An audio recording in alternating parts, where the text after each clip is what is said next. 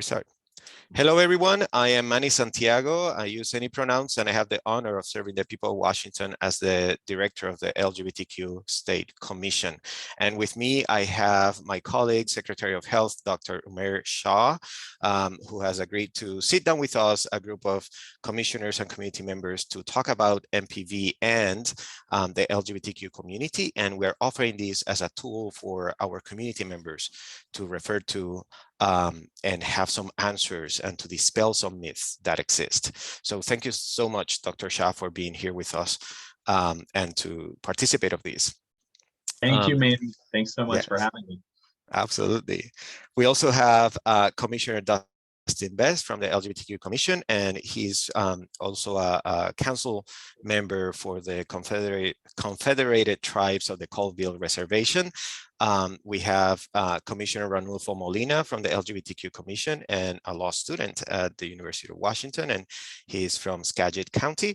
And we have community member Donny Guerrero, who is an outreach specialist with Molina Health. So thank you so much, all three of you, Commissioners Best and Molina and Donny, for being here with us. So Dustin, why don't you kick us off? Well, good afternoon, Dr. Shah. It's really good that you're here today, and I appreciate the time you took out today to answer some of our questions. So, thank you.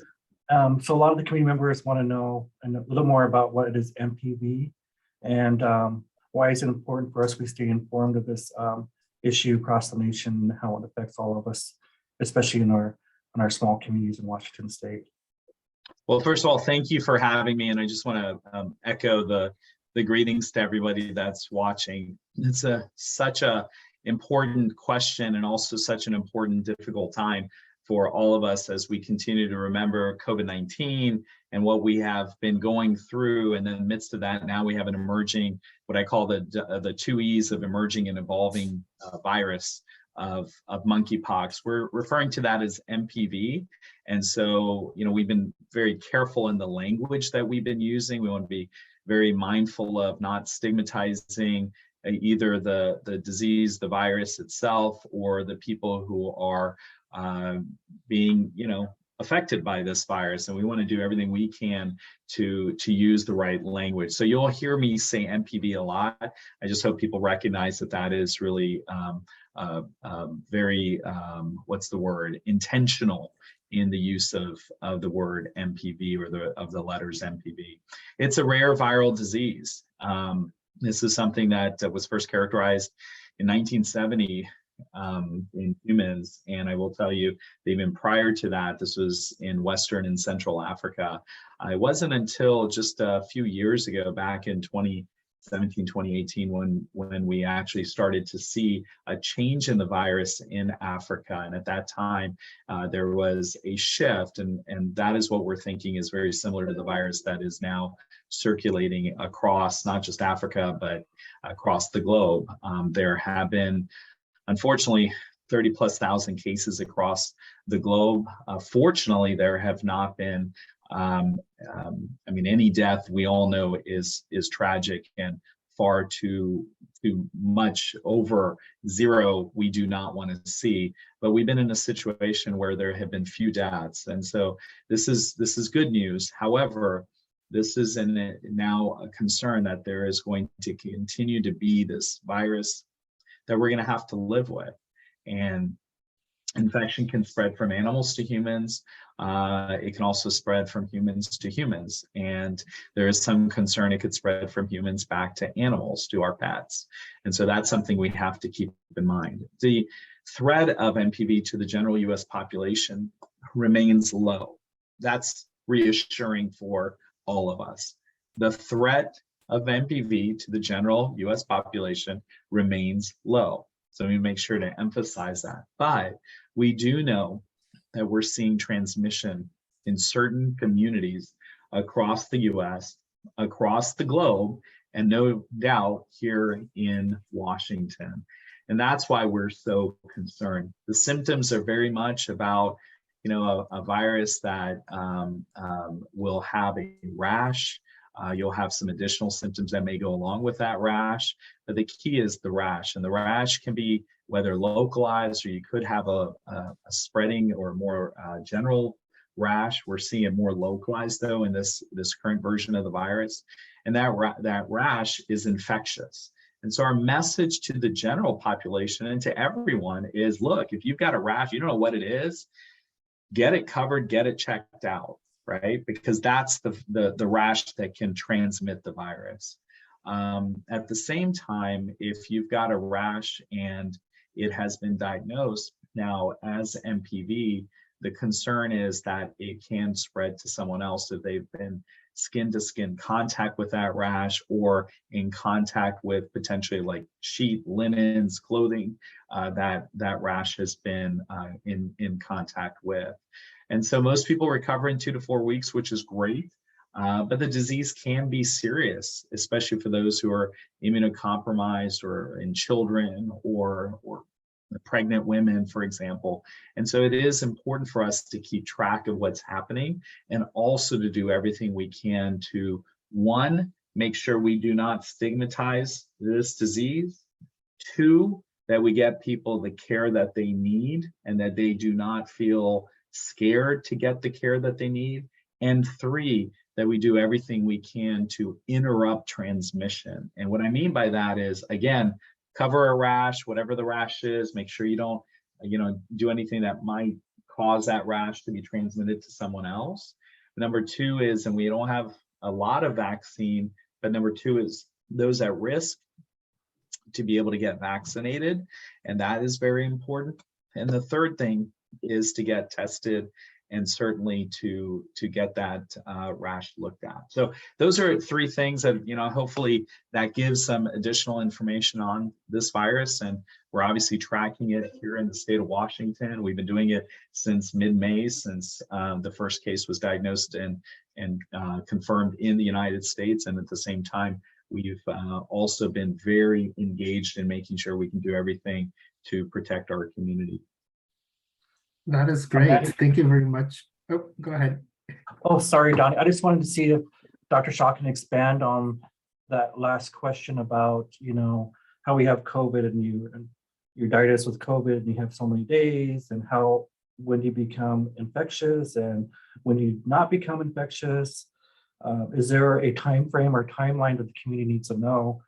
Because I have looked at and haven't seen anything, if there's any timelines when you get diagnosed and you're okay to be out in public, or free to not spread anything. I hope that makes sense, but I don't know. Yeah. No. That's a great question, and I'm glad you asked it. As I said, this is transmission from person to person. Direct contact with skin or body fluids of someone who's infected. And that can be from either sexual contact, but it can also be from kissing or cuddling or hugging. Contact with a virus contaminated object, as I mentioned, bedding, clothing, respiratory droplets with direct and prolonged face-to-face contact, which is again a reason why, like, if you're in a room and somebody has an MPV and you take the sheets and you kind of push them up in the air and kind of to get them back off the bed, and someone is in the room, there is a chance that person could inhale those respiratory droplets. So that's why it's really important to be careful around someone who has been diagnosed with MPV. We do not know at this time if it's spread through semen or vaginal fluids. And why that's important is that a lot of people mistakenly think that this is a sexually transmitted infection. It is acting like a sexually transmitted infection, but not because it's the infection is going through the body fluids. It's because oftentimes the rash is in maybe a private part, a genital area, or somewhere where there is, again, skin to skin contact. I think that's the key message. And so people who get MPV are contagious as soon as they develop, and this is to your question, as soon as they develop symptoms, and are contagious until the scabs fall off, the rash or lesions, and a fresh layer of unbroken skin forms. So in other words, as long as you have the rash and it's doesn't have a new fresh skin that's forming on top of it, it is still, or it can still be considered infectious. that's why we need to make sure that people who have the rash, they cover the rash, and they certainly separate themselves from the body-to-body contact that could transmit. I hope that helps. Perfect. Thank you.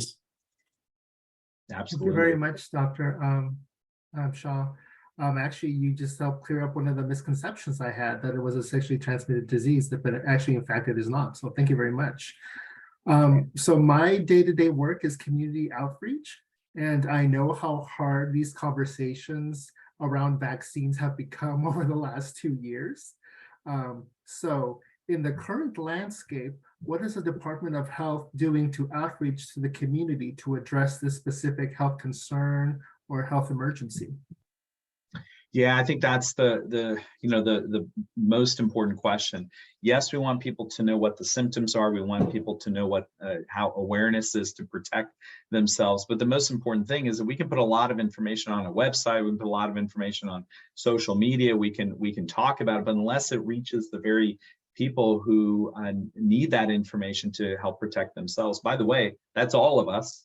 So make sure, again, all of us in the general public, all of us need to have that information. It's really not successful. And so we're here to do that. And that's, I think, one of those things is just what we're doing now is to talk about it, talk about it in the open, to do everything we can to get people information, for people to have the ability to ask questions, for them to get their questions answered, for all of us to give accurate information. So I think the first and foremost thing is community conversations. We're here for our community. We've been throughout COVID-19. We're doing everything that we can to continue to ensure that people are safe and healthy and are not ostracized, are not stigmatized in the process. And so that is really important to me. And I'll tell you, as Manny knows this, as an immigrant, as somebody who's really gone through a tremendous amount of trauma and conflict over the years in my growing up and seeing things, I know how difficult it is. And then taking care of patients over the years who have just been afraid to go and seek care for a number of different conditions and diseases. And then how we as a society have gone, when it was Ebola, we would go after people from Africa. When it was Zika, it was people from Latin America. When it was COVID-19, it was people from China and Asia. And we just continue to stigmatize people. So I think the first and foremost thing is that we are there. We feel strongly about being there with our community, and we have to talk to and with and around our community about those very issues that are of concern. We've been meeting with members of the LGBTQ plus community, learn about what their concerns are. We're doing everything we can to address those concerns. We have a community collaborative that we have launched to help people come in on a regular basis to give us feedback.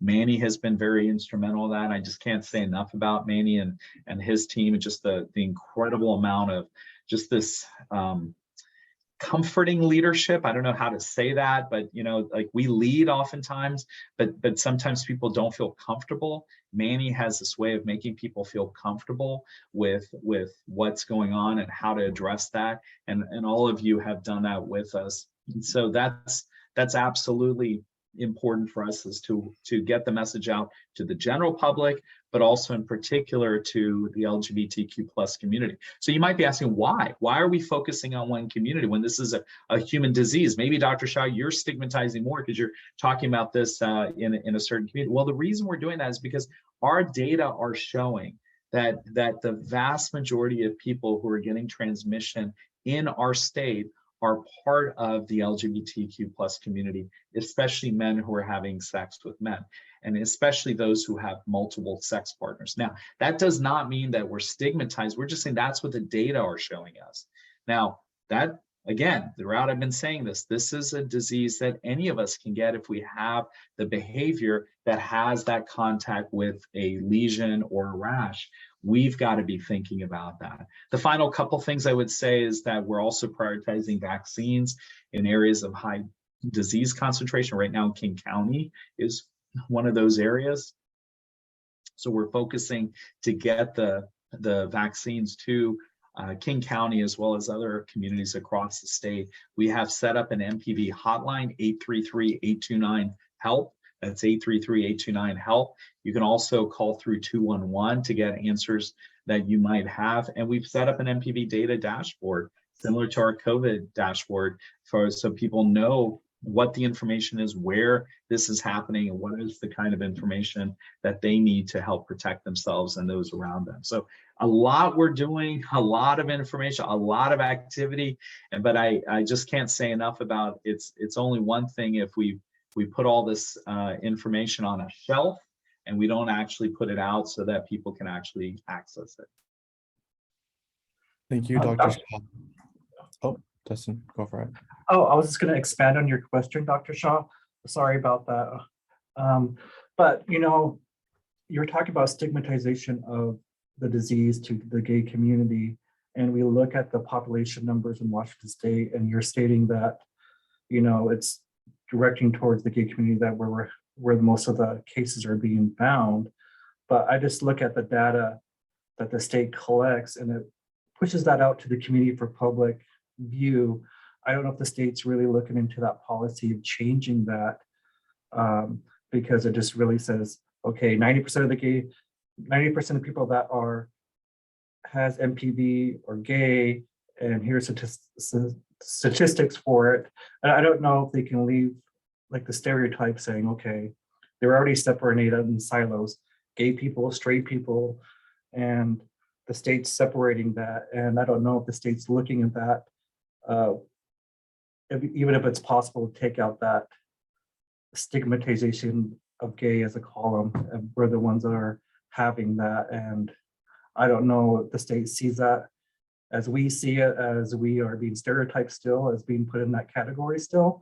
I hope I'm making sense, but it's just another way of discriminating against the gay community, how I feel. But I had some questions for community members about that issue here at the tribe at our level. So I don't know if you could expand on that or not. Yeah, no, it's a fair question. Look, this is not a gay disease. I mean, we have to be very clear about that.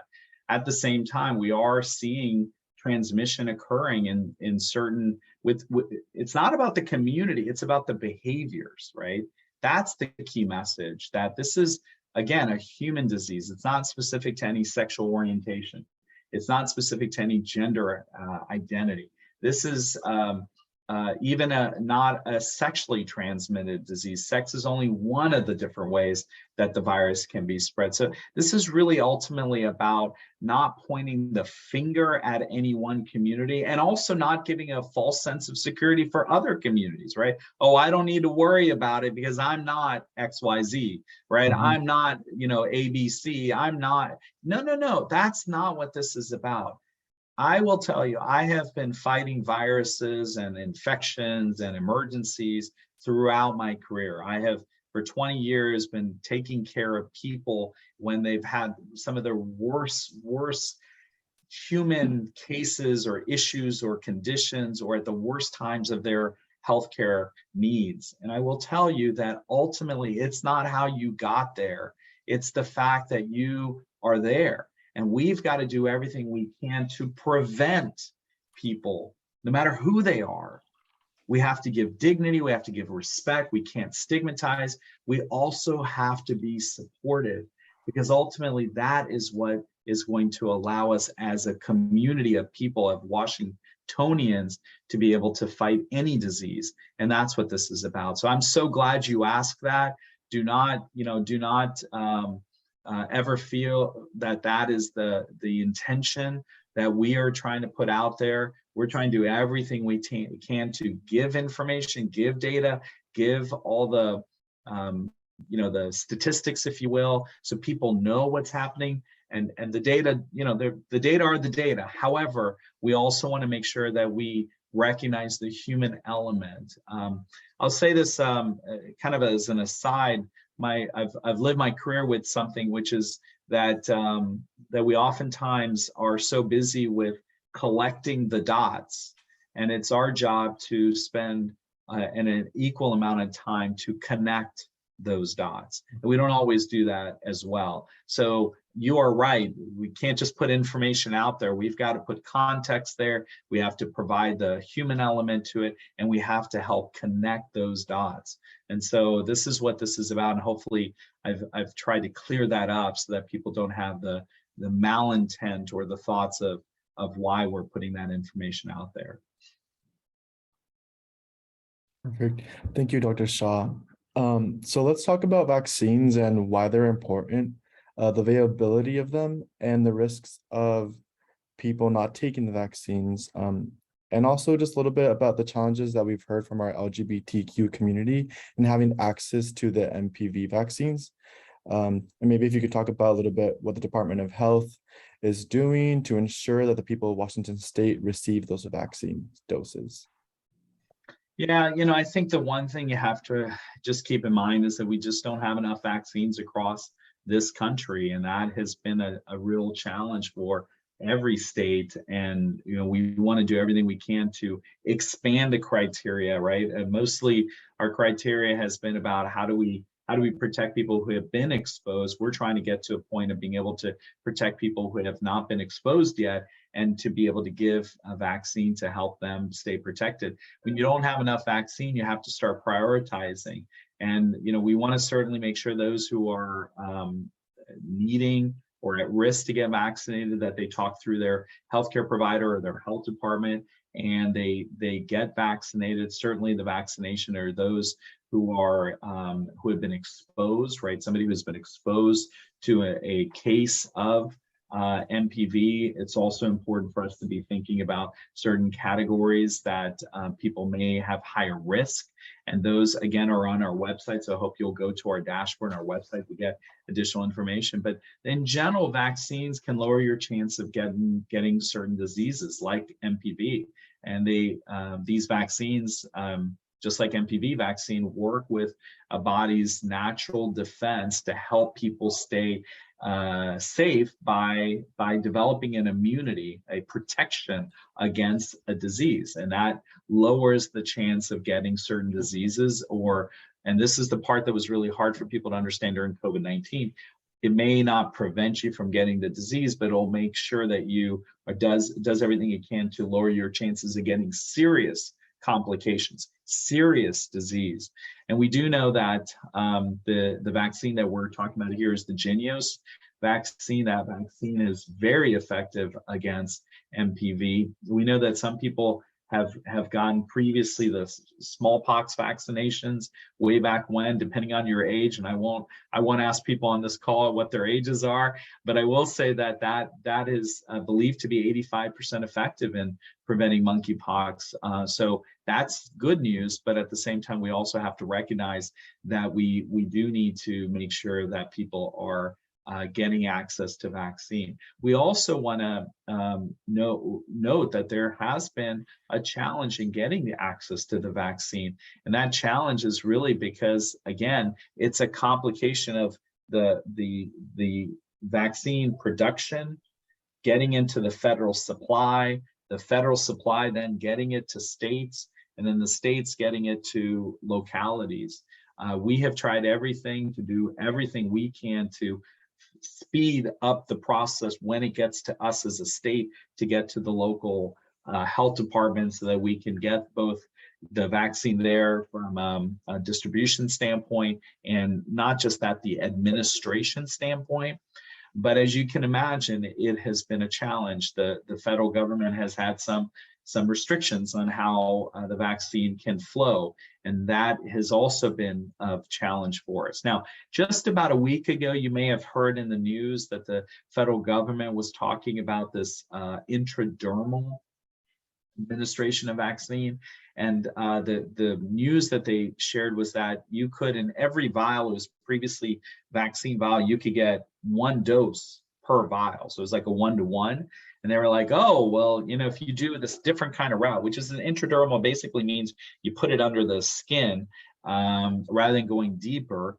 And that they were saying you can get 5 doses per vial. So that was great news.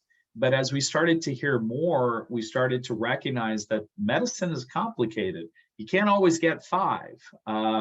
You know, sometimes you're actually having to make sure that you've got, one, the individuals that require the vaccine, number 2, that the administration is sound, that there's no inefficiencies in getting the vaccine. You got to make sure the quality assurance is there so that providers, healthcare providers, know how to administer that vaccine. Intradermal is not something we do a lot, because oftentimes it's like what you see when we put that little skin wheel for TB, tuberculosis. When you do that and you see it kind of a balloon, not everybody knows how to do that as well. So our experience, as we've talked, for example, to King County and others, is that we're seeing that it's probably closer to 3, maybe 3.5 doses per vial across the system. Remember, not everybody can get intradermal. There are certain categories of people that still need to get the full dose per vial. If you are eligible for the intradermal, it is an effective vaccine. It is not you're getting short-thrifted the vaccine. It's not that you're getting less powerful of a vaccine. It is just as effective.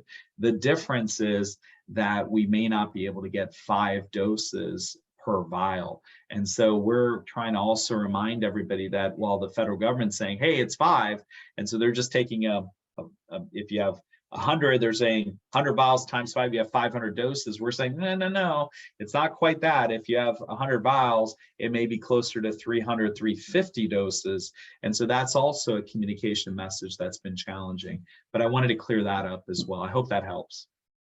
Thank you, Dr. Shah. I know that your time is limited, but before you have to leave us, I wanted to ask one final question that has come up in grassroots organizations and community groups, and is the confusion or the question about an emergency proclamation for MPV in particular. Governor Inslee recently issued a directive to the DOH on this issue on MPV, and I wanted you to address that concern about, why hasn't the government and Governor Inslee declare an emergency for MPV? What is the impact of having an emergency declaration, and what is the reality right now, and what would an emergency declaration do or not do? So anything that you want to share with us about that particular issue, because it has come up a lot amongst our community, and we wanted to clarify the reasons behind the decisions and the process. Well, first of all, let me say that we should be so glad that we have a governor in the state who understands health issues, not just MPV, not just COVID-19, but he reads, he's smart when it comes to understanding what is needed in order to be able to fight responses. And he's shown that. And he's also shown that he's been willing to lead regardless of what the politics are. He will do whatever is needed. And sometimes he's taken quite a bit of flack because of that. This is not a governor that is shy about that. And so I think it's a different issue, which is that first of all, we as a health department, as a state health agency leading the response, we had activated our what we call usually a kind of a pre-response team, a readiness team, back in May when we had the first case in the state of Washington, actually just prior to it being confirmed. And then fast forward in late July, we activated in full what we call incident command mode, where we did full activation. So we were doing everything as a health department. And remember, this is a health issue. So we were doing everything to make sure we can respond. The governor was very clear. What do you need? If you need anything, let me know, let our team know, let the state government know. We will support whatever you need. He was on it from day one. The second piece to keep in mind is that when we already have COVID emergency declaration, whereas other states do not. That also helps us quite a bit. And at the same time, what does a declaration do?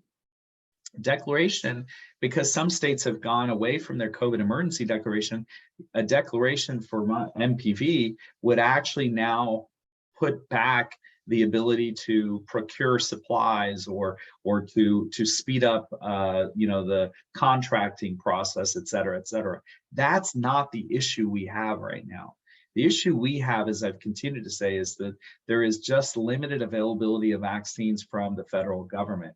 An emergency declaration does not help that at all. What that does is that it makes all of us feel about, okay, there's an emergency declaration, but it really doesn't change what we are doing as a state. We have absolutely prioritized this. We continue to prioritize this, and we are getting full support from the state of Washington. And I will tell you, I will be the first person to pick up the phone to call the governor or a governor's team and say, we got a problem. We're not getting full support. So that's not the issue here.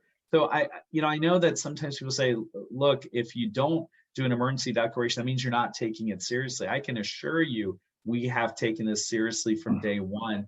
And I can also assure you that we have done everything we can to make sure we are using the full resources of our state government, all of our partner agencies, working with our commissions, Manny, like you, and just making sure we're doing everything we can to coordinate across the system. But the issue is really just not enough vaccines to go around.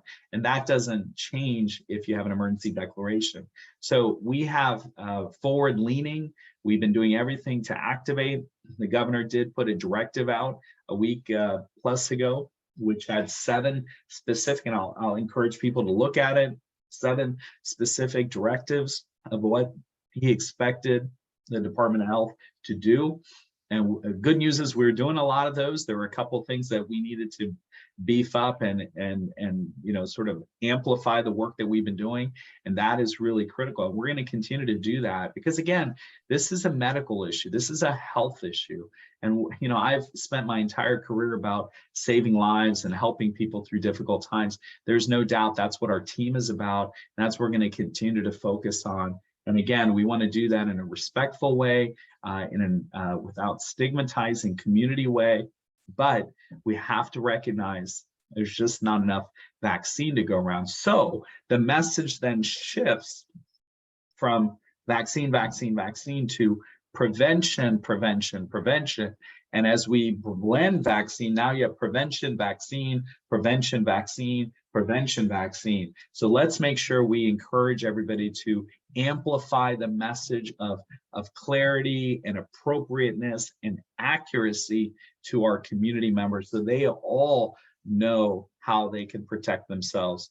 Again, all of us can be at risk for MPV if we don't take the right preventive measures for the kinds of things that we've talked about during this call. Thank you. Thank you.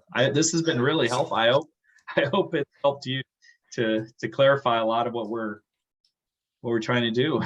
Yeah, absolutely. And I know we have limited time, so I'm just gonna thank you, Dr. Shah, for sharing with us, and hopefully we can do a follow-up later as the